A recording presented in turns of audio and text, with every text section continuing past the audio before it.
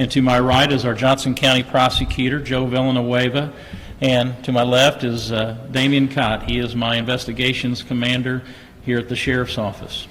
The last 3 days, we have conducted an operation and made several arrests, as you can see, that are on the board. We started this operation on December 8th. We had a location in Greenwood that we used, and the first night that we did it on Tuesday, December 8th, 3 individuals were arrested. The second night, 2 individuals on Wednesday night were arrested, and Thursday night we had 5 individuals. This investigation is a collaboration between the Johnson County Sheriff's Office and the Johnson County Prosecutor's Office and Covent Rescue Group.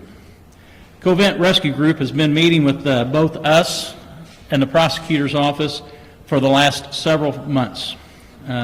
Just recently in November we met. We started setting this operation into motion, set the dates for it, and we begin that, like I said, on Tuesday, December 8th.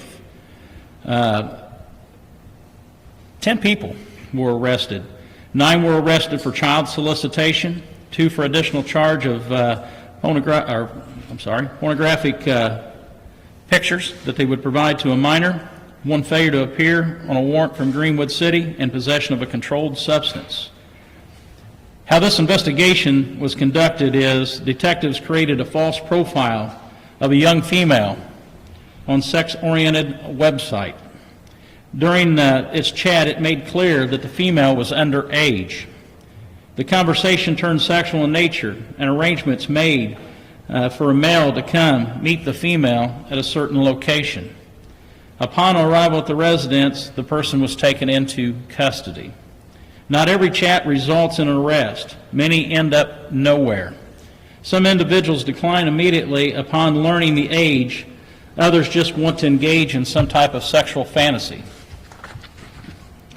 While fantasy conversations have technically resulted in a lower level of solicitation, unable to do anything at that point because they have no idea who they are or where their current location is. These individuals represent ones who went beyond that conversation and physically showed up to the location. We call this Operation Firewall. Just like a firewall protects your computer from potential dangers of the internet getting through, our goal here was to do the same for our children here in Johnson County.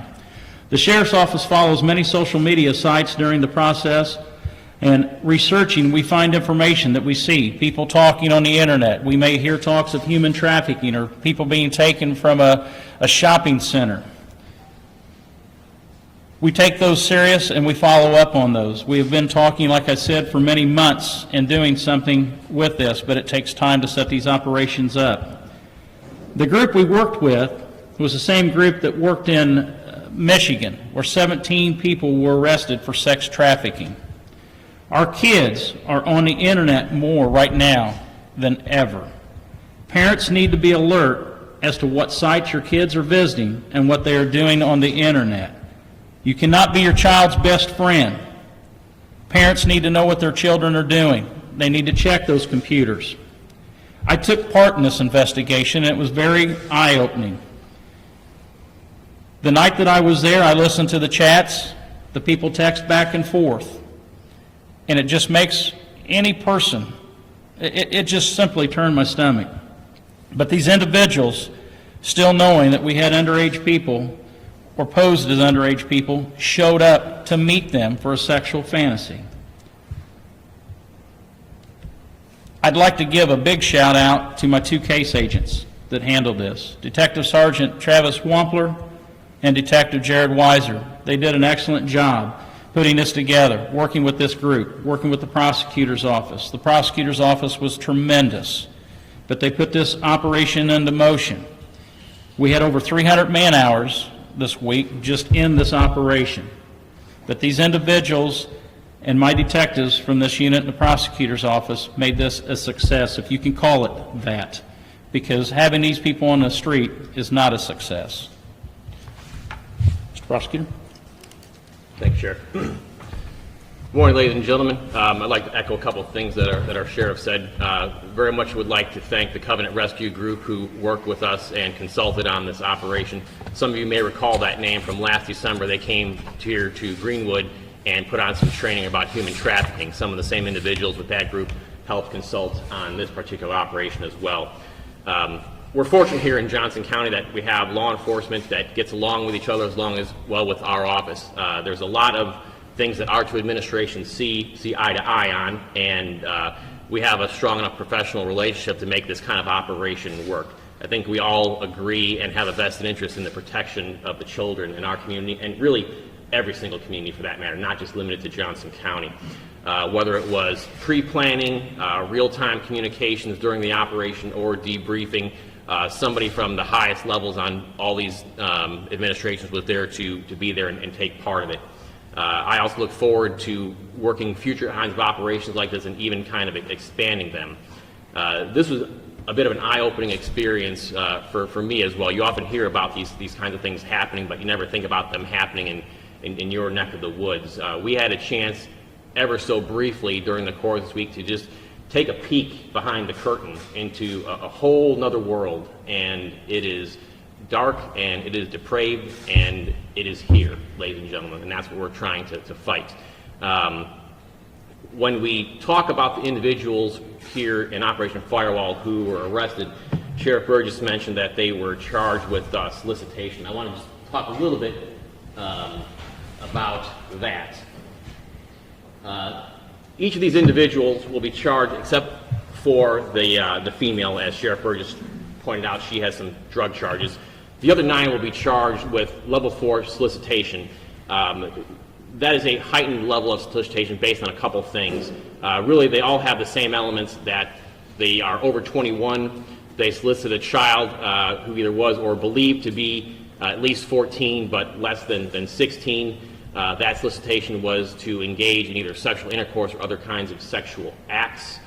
That solicitation was done through the means of the internet, and that person actually physically traveled to meet that person that they perceived to be a minor, and that's really what heightens this from a level 4 to a level 4 from a level 5. F4 causes carry a penalty between 2 and 12 years with an advisory point of 6 years. Over the course of these 3 days, these kind of came in waves. A majority of these people have already bonded out as allowed by Indiana law. Their cases have been sent over to the clerk's office, where they will be assigned to court via random rotation. They will receive a summons to appear, and the case at that point and how it proceeds will be based on each particular court's schedule. I was hoping to be able to have full PCAs for you guys here today. Unfortunately, we're still waiting over at the clerk's office for those to get cause numbers. As soon as those are available, we will electronically send those to you for any kind of reporting purposes you may wish to use them for. I do have on the back of the room here, you're welcome to take after today, digital photographs of everybody here with their names if you wish to be able to use those. That's all I have. Damien, would you like to say something about the operation? Damian Cott, Johnson County Sheriff's Office Investigations Commander. I just oversaw operations on the ground throughout the investigation, and want to thank the sheriff and the prosecutor for spearheading this and getting this whole operation going. It was also eye-opening for me and my guys. Thank all of my guys in my investigations division, because they put in an enormous amount of work, and working with an outside agency to kind of learn this as we went through the process was also educational, and we saw that there's definitely a need for this type of work. We definitely plan on doing this in the future as well. It's definitely not a one-time thing, but that's what I got.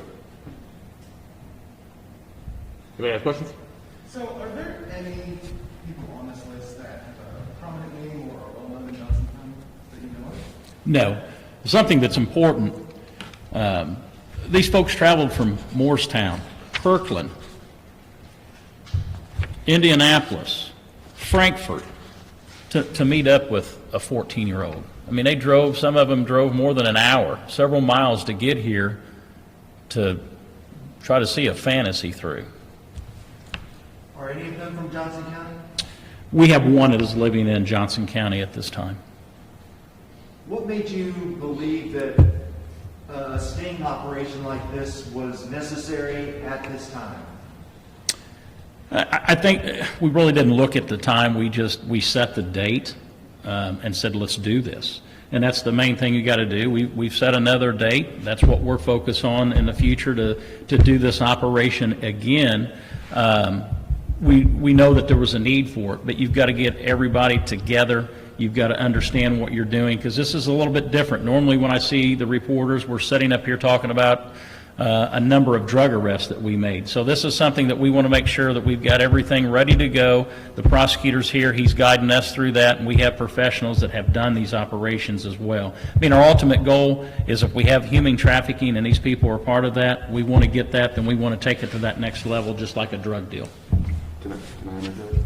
Yeah. One thing that was kind of interesting in my mind when we met with Covenant Group also, and I think we will all agree that we didn't know the extent of how this would play out. None of us had a clue. And I personally, and I believe these guys were on the kind of the same page, thought if we would get one or two out of a 3-day operation, that would be a huge success with the crimes we're talking about. So then to end up with what we did on the first and second night and then the third night, that was amazing. So it was very eye-opening. Sheriff, you had told me this was the first time you guys have done this kind of thing. Did you guys discover or learn that there is a problem with this stuff happening here in Johnson County? I think our knowledge was across the United States that we know that it's happening, and we had to prepare ourselves for it. So that's what we were doing with this, and that's why we're going to do future events. Last night really opened my eyes. We had so many people that they were chatting with us. They would go from these sites and they would chat, that it overwhelmed the detectives that were on the ground.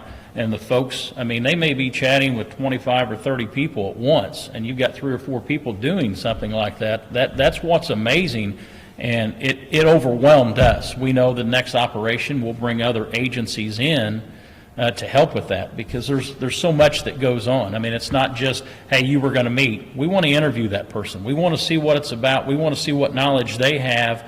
And just like anything else, we want to move that ball forward. And if we can go save some children, I don't care where those kids are at. If they're not in Johnson County or wherever they're at, we're going to go. We're going to make it. We're going to make it happen. If I can just add that real quick too. Just because the people who were arrested as part of this sting weren't necessarily located as residents of Johnson County doesn't mean we didn't have potential Johnson County residents also on the line. I know at least a couple of occasions that there were some chats where the person, whether truthfully or not, claimed to be in or from the Greenwood area. So that was one of the chats that didn't end up working out. But I don't think that just because these particular individuals came from outside Johnson County that that doesn't also exist within Johnson County. Obviously, when we see the press release this morning and we see child solicitation, we're not sure what we're getting into when we show up at the press conference, but I guess it would be important to stress that there are no true victims in these crimes today. Or how would you respond to that? I believe that there's a number that every time you take one of these individuals off the street, you're saving or protecting 25 children. So, you know, do the math from that point with the folks. I mean, the kids can be the victim. You're right. There was no victim in this particular operation that we know of. But, you know, maybe one of these individuals, or there's individuals out right now that's going to watch this press conference and say, hey, I'm a victim of a sex crime. I'm going to call law enforcement. Sometimes it takes a little bit for that person to step over, just to have that boost to do that. Do you know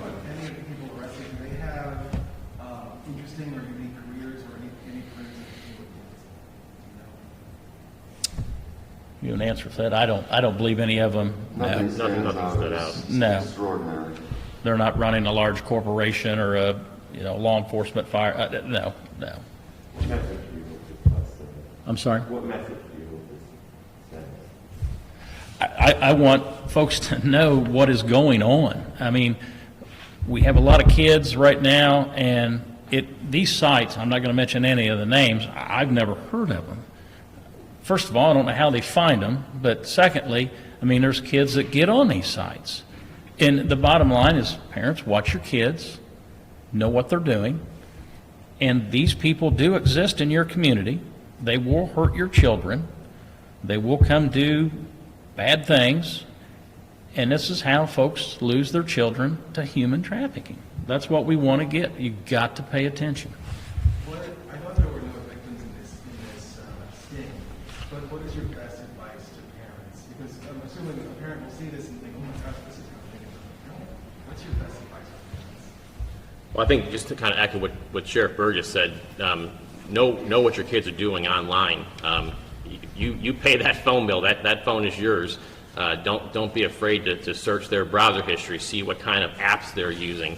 I'm sure there's a lot of resources online. You as parents can learn about apps that can be dangerous for kids to have.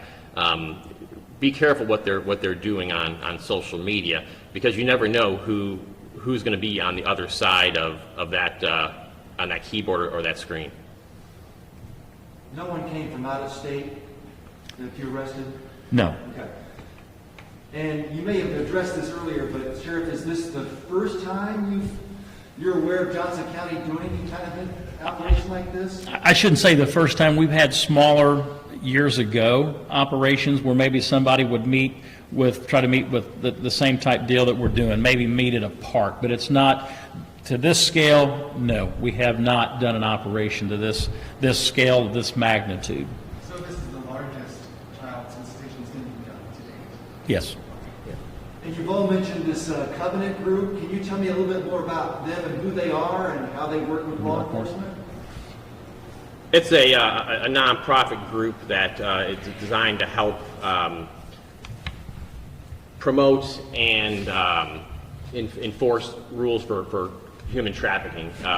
Like I said, some of the people that came down and did this with us last December were here as well. The particular group that came down for this operation were all skilled in doing these online chats and the type of statements you need to make and how you need to set up profiles. So it's really the expertise that they brought in kind of setting up these operations and how to create a proper profile that's going to be attractive to people who are looking to engage in this kind of behavior, how to talk to them on the phone, how to set up other things.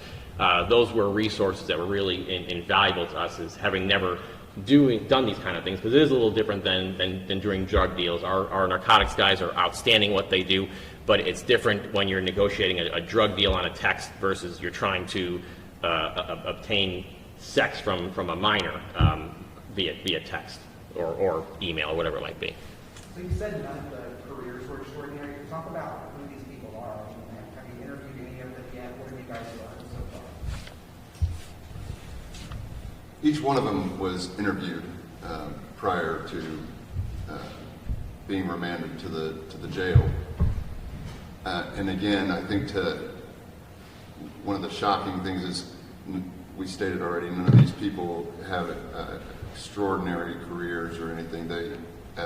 One of the common themes I've heard from many of the people that were participating in this operation was that these people look like normal people. I think that was where we were kind of amazed, is that there isn't a job or a physical description. We have seen it across the board. That's what I was kind of getting at, with the range of ages, and it seems like they're from all different parts of the state. Yes. So these are all types. There's no Yes. stereotype for this kind of crime. Correct. For all of you guys as fathers, thinking of what these people had intentions of doing when they got here, how on earth does this sit with each of you as fathers? Can I touch on something about that? you This touch was on that. Interesting, since we were all involved in this, but listening to our investigators work this, it was these investigators have children as well. It was something they had to overcome. Because I think they didn't recognize how dark this was going to get, and it really touched home with them, as it would with anybody. That's just perspective from the guys that I had on the ground. I know that my time in investigations, and Damien being an investigations commander, and he's worked child crimes, this just took it to another level. I mean, I can remember every child molestation, child abuse case that I worked, and I remember these folks' faces. You know, this is what they're going to do to fulfill a fantasy, and it does. It turns your stomach. I don't care who you are, how tough. This is unacceptable, and we don't want it. We don't want it anywhere. But we've got to protect our children, and I keep repeating that. But you know, that's our focus, and that's why we're going to do another one of these operations. And any day of the week, I'd imagine this can happen. It's going to happen anywhere. You know, and I have outside groups that contact me. What are we doing on human trafficking? Many years ago, we had our human trafficking class. We're seeing it. I mean, there's something in the media, and the group that helped us, they've been everywhere in the world and taken these operations down. So man, they opened our eyes and they educated us, and it's very helpful in what we've learned. I think it's just instinctual as a father. You want to protect your kids and really other kids too. And it is hard, and we could see it when we were there on scene, the difficulty sometimes that our detectives had in having to kind of put a different hat on. You have to not only be okay with this kind of thing, but you need to try and, okay, we'll go through with this, and we'll kind of have some unpleasant talk back and forth. And it's, I think, hard to sometimes compartmentalize that and separate, what you do as your job from who you are as a person. But fortunately, we have men and women who are able to do that, and that's why I think we're going to have success in this operation and in future operations doing the same thing, hopefully on an even bigger scale. Can you guys, go ahead. Just to be clear, the female that's on board is not arrested for child solicitation of the drug. No. Possession of narcotics. She was with an individual that was coming. Can you guys reveal anything about sort of what the rendezvous was, or where you were going to meet? Was it the same in every situation, or did you have multiple locations? I don't know what you can reveal. No, we were in the off of County Line Road and State Road 135 at a location for the first 2 nights, and then we moved the location into Greenwood in the area of 65 and Main Street. So those are the 2 locations that we used. Do these people think they were just going to show up on a street corner and meet somebody, or at a fast food restaurant? Kind of what, or I don't know how much you would want to say. No. I mean, there was locations. I mean, there's locations that we had, if it be an apartment, if it be a motel room. I'm trying to protect the individuals that worked with us to allow us to use locations because they're not going to meet us at the Sheriff's Department. So we have to have certain locations that they're willing to come to or they feel comfortable with. And even that, you still have a 14-year-old person.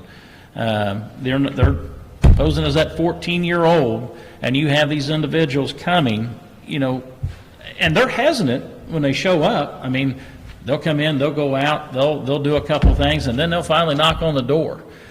So they know, they're playing it out in their mind, this isn't right, but they continue to do it. Showing up in an apartment, like I said, or even a motel, wow, that's incredible to meet a 14-year-old. There's an adult figure that should be somewhere. Do you know if any of these suspects have previous records? To my knowledge, That we can't get into.